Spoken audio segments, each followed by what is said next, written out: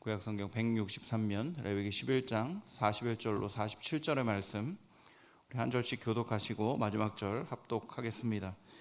땅에 기어다니는 모든 길 짐승은 가증한즉 먹지 못할지니 곧 땅에 기어다니는 모든 기는 것 중에 배로 밀어 다니는 것이나 내 발로 걷는 것이나 여러 발을 가진 것이라 너희가 먹지 말지니 이것들은 가증함이니라. 너희는 기는 바 기어다니는 것 때문에 자기를 가증하게 되게 하지 말며 또한 그것 때문에 스스로 더럽혀 부정하게 되게 하지 말라. 나는 여호와 너희의 하나님이라.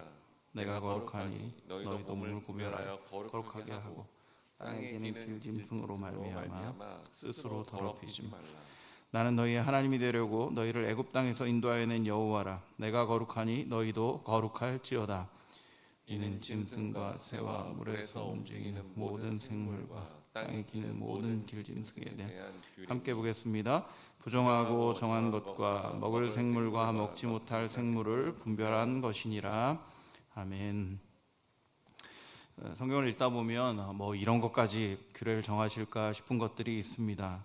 오늘 우리가 살피게 될 본문 역시 좀 그런 규례라 생각합니다. 땅에 기어다니는 짐승을 먹지 말라라고 이야기하고 있는데 특별히 레위기 11장 29절에서 30절 말씀을 보면 아까 생각했던 그 생각이 더 강하게 머릿속에 떠오릅니다.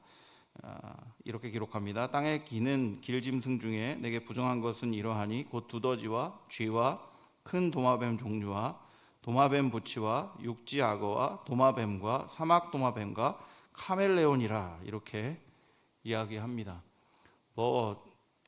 세계를 가다 이런 거 보면 이런 거 드시는 분도 있기는 합니다만은 이 말씀을 읽을 때 아마도 여기 계시는 대부분의 성도님들은 이런 동물은 먹으라고 해도 안 먹을 텐데 뭐하러 이런 거 써놓으셨을까 이런 생각이 훨씬 더 많이 드실 것이라 생각합니다.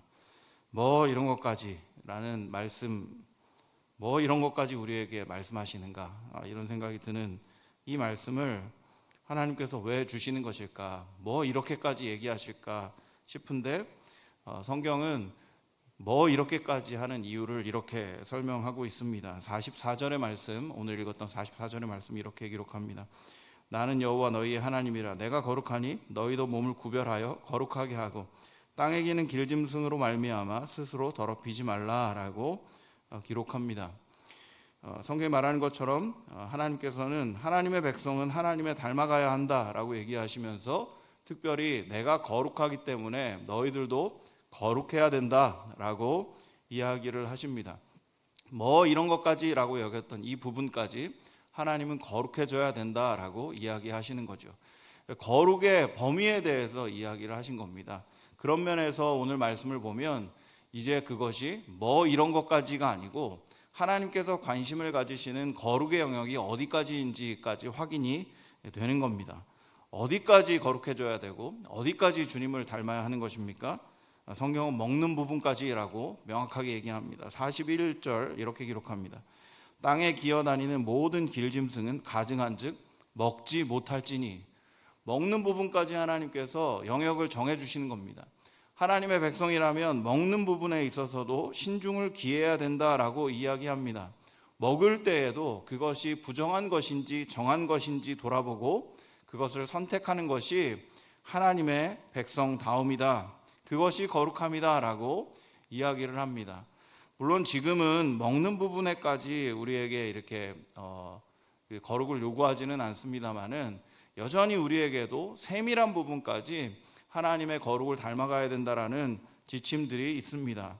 신약성경 베드로전서 1장 15절 16절 말씀이 동일한 이야기를 합니다. 오직 너희를 부르신 거룩한 이처럼 너희도 모든 행실에 거룩한 자가 되라 라고 얘기합니다. 먹는 부분에 대해서 자유함이 생기긴 했습니다만은 우리의 모든 행실에, 사소한 생각, 사소한 행동에 이르기까지 모든 부분에서 거룩한 자가 되어야 된다라고 이야기합니다. 바울 사도는 조금 다른 방식으로 이야기를 하긴 했습니다만은 역시 같은 메시지를 이렇게 얘기합니다. 고린도전서 10장 31절의 말씀입니다. 그런즉 너희가 먹든지 마시든지 무엇을 하든지 다 하나님의 영광을 위하여 하라. 모든 부분에서 거룩하여질 때 하나님께 영광이 되고 하나님을 드러내는 삶을 살게 된다라고 이야기하고 있는 것이죠. 이 정도 말씀을 살펴보면 뭐 깨달음은 있습니다. 아, 그렇구나. 세밀한 부분까지 하나님 앞에 거룩함을 기억해야 되는구나. 우리 삶의 모든 영역이 하나님께 드려져야 되는구나 라고 생각하게 되기도 합니다. 그런데 조금 생각해 보면 답답한 느낌이 드는 것도 사실입니다. 와, 그러면 이거 뭐 자유가 없구만, 뭐 이런 생각이 들지 않습니까? 아니, 세상에 먹는 것까지 정해주시는데 이거 어떻게 하란 말이야?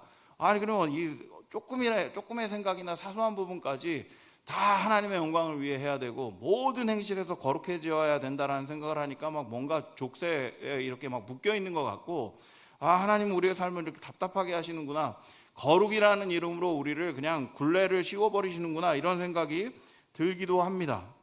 도대체 하나님께서는 왜 이렇게 세밀한 부분까지 거룩하라고 말씀하시는 걸까요? 왜 거룩의 영역을 이렇게 좀 세밀하게 정하셨을까요? 좀 편하게, 야, 너희들이 그래도 최소한 하나님 앞에 예배 드릴 때는, 제사를 드릴 때는 거룩해져야 된다. 예배 나올 때는 그러니까 옷도 똑바로 입고 머리도 2대8로 이렇게 딱 잘 가르마해서 잘 넘기고 세수도 하고 목욕제게 하고 이러고 나오거라. 이렇게 얘기하면 사실 삶의 많은 부분들이 좀 자유롭게 느껴지지 않습니까?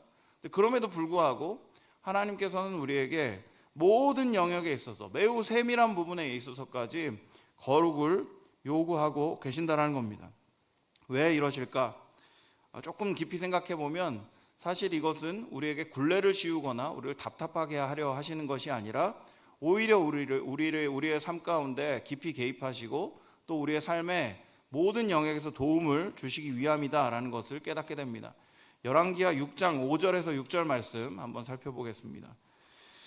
한 사람이 나무를 벨 때에 쇠도끼가 물에 떨어진지라 이에 외쳐 이르되 내 주여 이는 빌려온 것이니이다 하니 하나님의 사람이 이르되 어디 빠졌느냐 하매 그곳을 보이는지라 엘리사가 나뭇가지를 베어 물에 던져 쇠도끼를 떠오르게 하고, 이런 본문이 있습니다. 언뜻 보면 금도끼 은도끼 이야기가 성경에 써 있는 것처럼 보입니다. 근데 이 이야기의 배경은 이렇습니다. 엘리사 선지자의 제자들이 그들이 거주할 처소를 만들기 위해서 돈이 없으니까 자기들이 스스로 나무를 베어서 처소를 만들기로 그렇게 결정을 합니다. 이것저것에서 도구를 가져온 거죠. 그런데 한 제자가 쇠도끼를 빌려온 겁니다.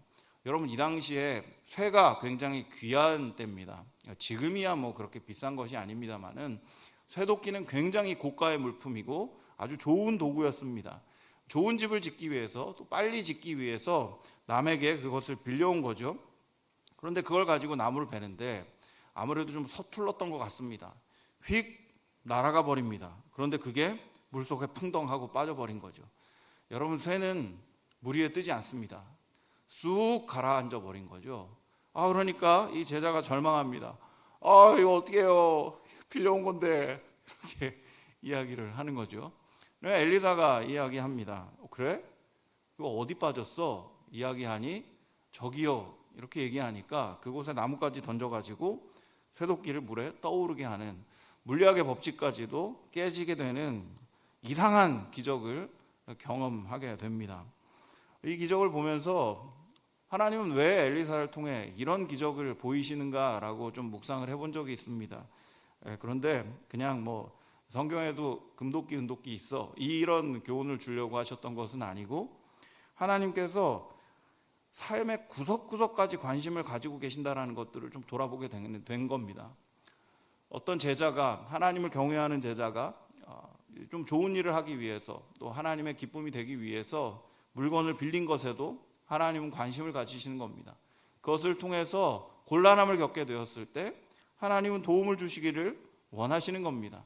삶의 구석구석까지 하나님께서는 하나님의 사람들의 삶 속에 함께 하셔서 도움을 주시고 은혜 주시기를 원하신다라는 것이 이 말씀 속에 들어있는 거죠. 그렇다면 여러분, 하나님이 우리의 삶의 구석구석에 이렇게 작은 부분에까지 개입하시기 위해 하나님의 사람들이 준비되어야 되는 건 뭡니까? 삶의 구석구석까지 거룩해져야 되는 겁니다. 우리가 거룩해지지 않으면 하나님께서 그 삶에 개입할 수가 없습니다. 왜냐하면 죄악된 부분은 거룩하신 하나님께서 함께 하실 수 없기 때문인 거죠.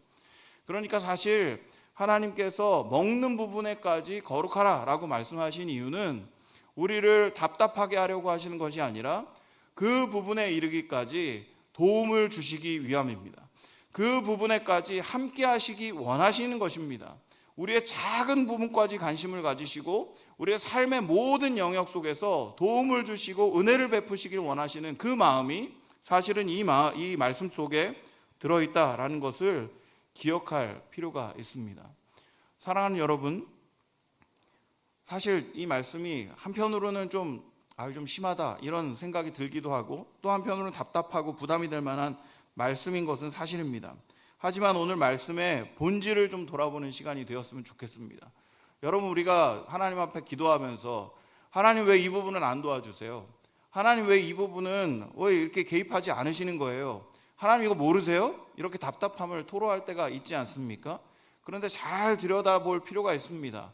왜 그렇습니까? 하나님이 개입할 여지를 주지 않을 때가 훨씬 많습니다. 그 부분에 대해서 거룩한 선택을 하지 않습니다. 그 부분에 대해서 세속적인 선택을 합니다. 그러면서 하나님께 원망합니다. 하나님이 개입하지 않으신다고, 하나님이 도움을 주지 않으신다고 이야기합니다. 그런데 하나님 오늘 말씀을 통해 이야기하십니다. 난 너희들의 삶의 모든 영역에 개입하고 싶으시다고요. 하나님은 모든 영역 속에서 우리에게 도움을 주시고 은혜를 주고 싶다고 이야기를 하고 계시는 겁니다.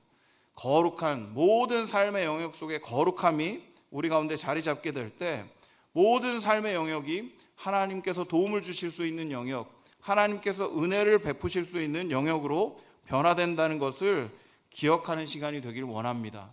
오늘 말씀 속에 내가 거룩하니 너희도 거룩할지어다 라는 말은 우리를 거룩하게 만드시려고, 우리를 거룩하게 만들기 위해 억지로 끌고 가시는 하나님의 명령이 아니라 오히려 우리를 붙들어 주시고 우리에게 은혜 베풀어 주시고 우리에게 능력 주시기를 원하시는 하나님의 깊은 사랑이라는 것을 기억하며 우리의 삶 속에 모든 영역이 거룩해지기를 결단하는 시간이 되길 원합니다.